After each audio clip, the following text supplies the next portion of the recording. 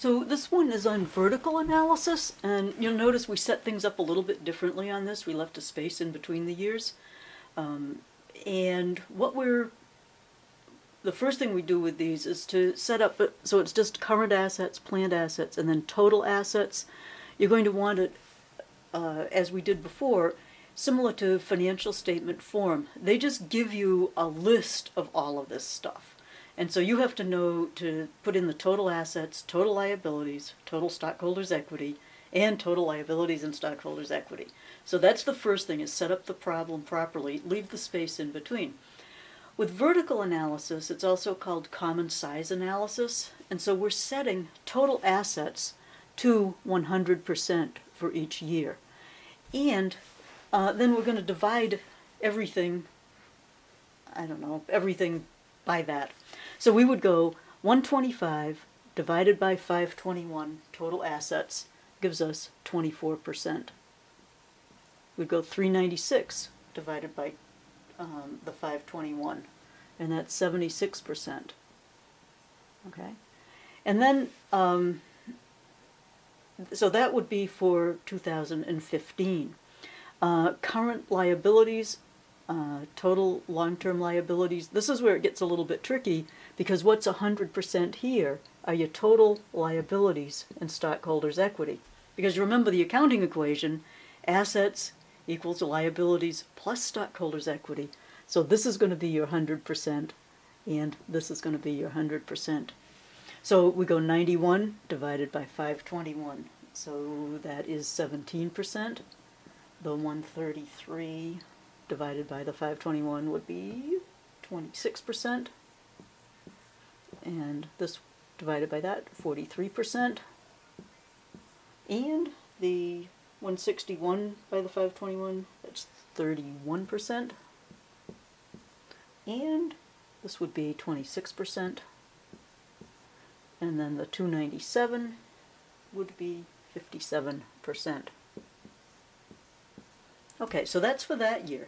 Then we come to 2014 and we do the same thing, except now our total assets are 430, and we're going to be dividing everything by those numbers, okay?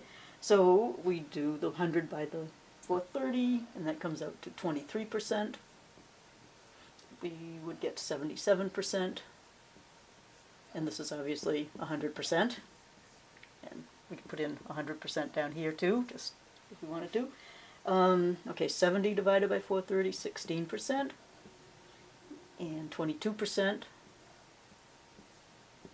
and that would be 38%. We do the 115 by 430, 27%, and the 150 would be 35%, and 62%. All right, so that you can set up nicely on Excel to do it really fast.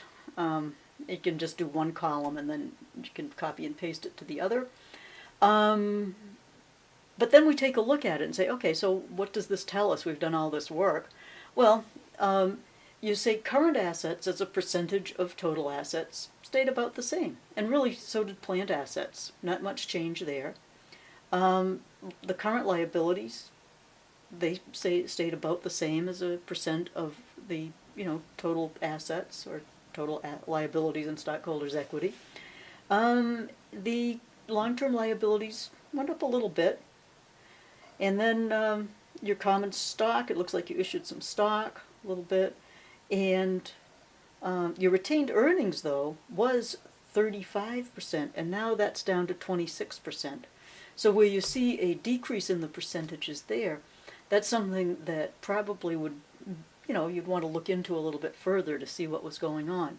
But these are very helpful in, you can't really compare, say, oh yeah, we had total assets of 521 this year and 430. You can't really compare the numbers from one year to the next because that really doesn't provide you with a lot of information. But if you put them in terms of percentages, then it's much easier to compare one year with another year and your company with other companies. So that's the vertical analysis on the balance sheet, and I will do next vertical analysis on the income statement.